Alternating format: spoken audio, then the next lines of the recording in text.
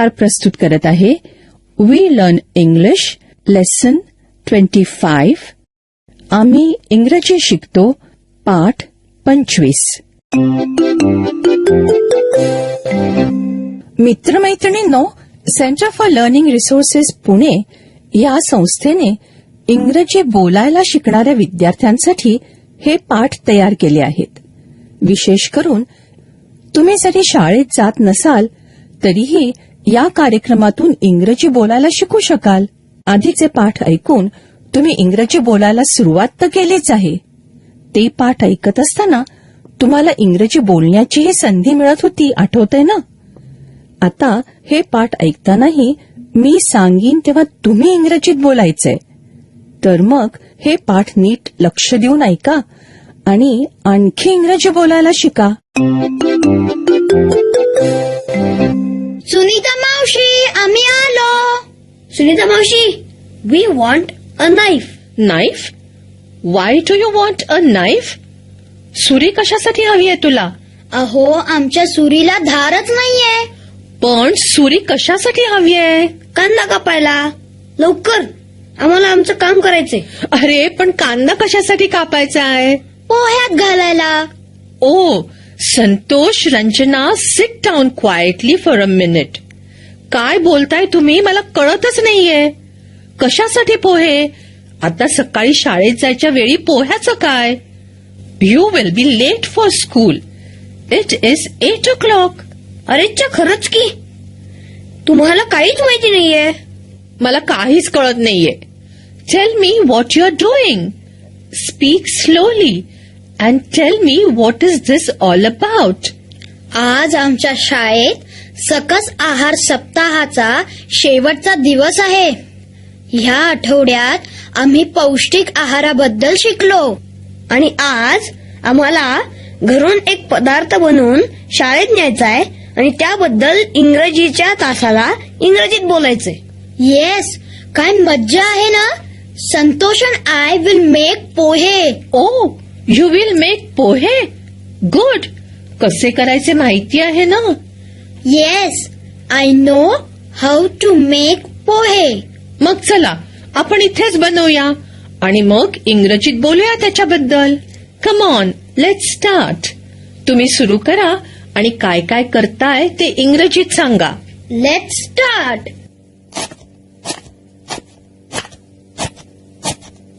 Ranjana, what are you doing? I am cutting onions. ऐकणाऱ्यांनो, cut म्हणजे कापणे. तुम्ही हे वाक्य एकत्र म्हणा बरं. मी कांदे कापत आहे. I am cutting onions.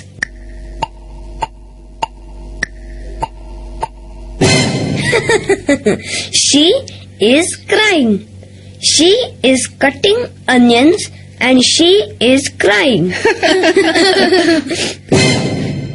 ऐकणाऱ्यांनो, cry म्हणजे रडणे. संतोष असं का म्हणाला असेल? She is crying.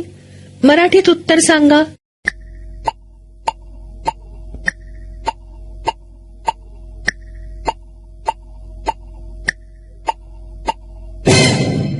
येस, कांदे कापताना रंजनाच्या डोळ्यात पाणी आलं म्हणूनच संतोष म्हणाला she is crying. Santosh, what are you doing? I am cutting potatoes and chilies. Good. तू बटाटे आणि मिरच्या कापत आहेस. Now Ranjana, what are you doing? I am putting the kadhai on the stove. I am now putting some oil in the kadhai. Now the oil is hot. Santosh, what is she doing? She is put masala in the oil. ऐकणाऱ्यांनो, संतोषने लहानशी चूक केली. तुमच्या लक्षात आली का? तो म्हणाला she is put the masala in the oil. Santosh, say it like this. She is putting the masala in the oil. Yes, she is putting the masala in the oil. Santosh, what is Ranjana doing now? She is putting the onions in the oil. And what is she doing now, Santosh? She is putting the potatoes in the oil. Santosh, पोहे धो. Wash the पोहे. मी धुतले पोहे. Say it in English. I don't know how to say it in English. I wash म्हणजे मी धुतो. मग मी धुतले हे कसं म्हणू? I washed the पोहे असं म्हण. बऱ्याच शब्दांचा भूतकाळ असाच होतो. I wash the पोहे. मी पोहे धुते. I washed the पोहे. मी पोहे धुतले. I cook. मी स्वयंपाक करते. I cooked. मी स्वयंपाक केला. तुम्हाला दोन्हीमधला फरक कळला का? पुन्हा ऐका. Cook, cooked. Wash, washed. Okay. I washed the pohe. Santosh, what are you doing now?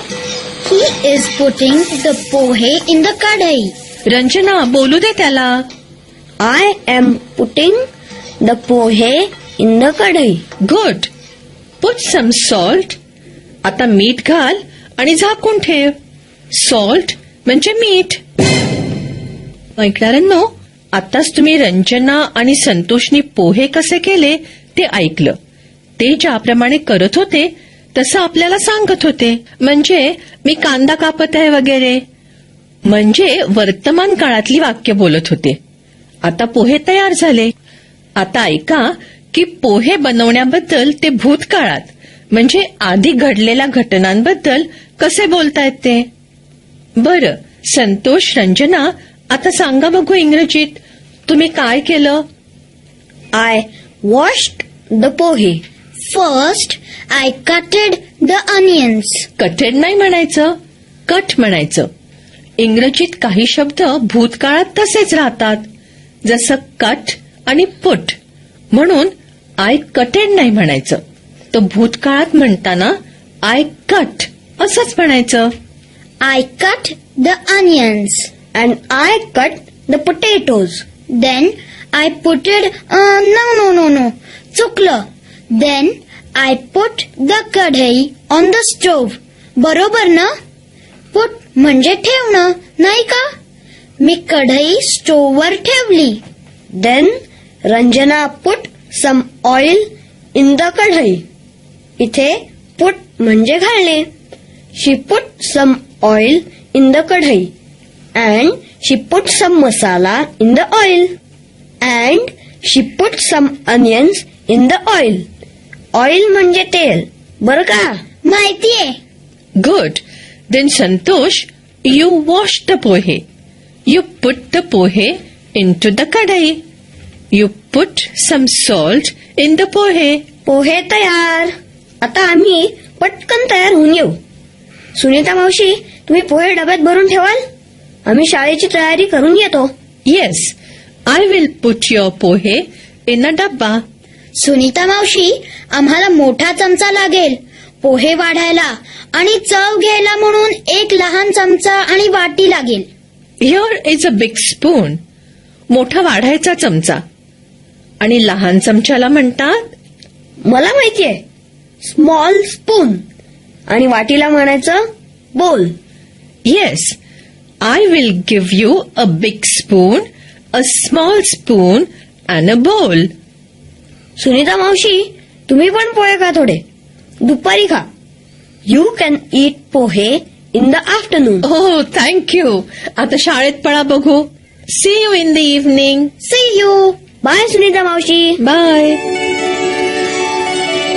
मुलांनो, पाठाच्या या भागात नवीन शिकलेले इंग्रजी शब्द आणि वाक्य पुन्हा ऐकायला मिळतील. शिक्षकांनी यांची आपल्या वहीत नोंद केल्यास पाठानंतर सराव करायला सोपं वाटेल.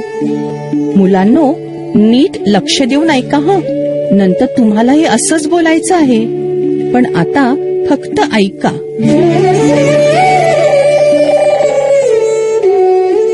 I am washing the pohe. I washed the pohe. I am cutting the onions. I cut the onions. मित्रमैत्रिणींनो, पाठाच्या या भागात मी सांगेन त्याप्रमाणे तुम्ही बोलायचंय. तुमचे टीचर तुम्हाला मदत करतील. जर तुम्ही शाळेत नसाल तरीही माझ्या सूचनांप्रमाणे बोला बरं का.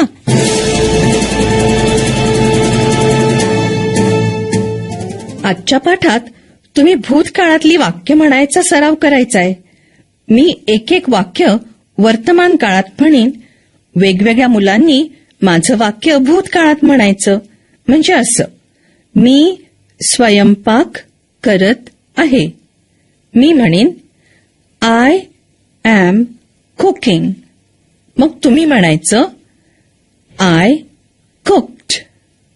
I am cooking. I cooked.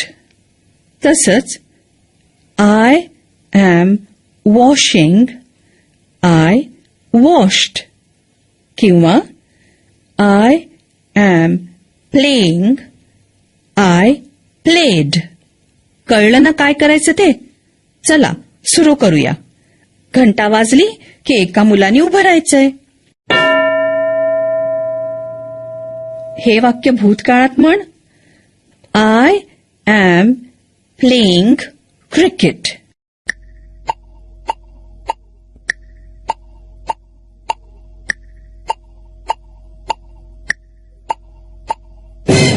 I played cricket. I am playing cricket. I played cricket. Good. आता दुसरं मूल. हे वाक्य भूतकाळात म्हण. I am dancing.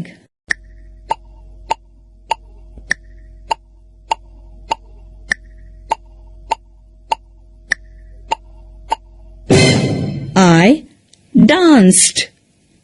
I am dancing. I danced. आता दुसरं कोणतरी. I am washing my hands. हे वाक्य भूतकाळात कसं म्हणशील?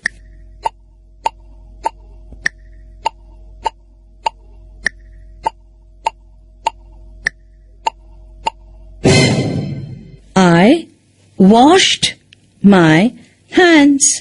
Good. हे वाक्य भूतकाळात म्हण. I am jumping.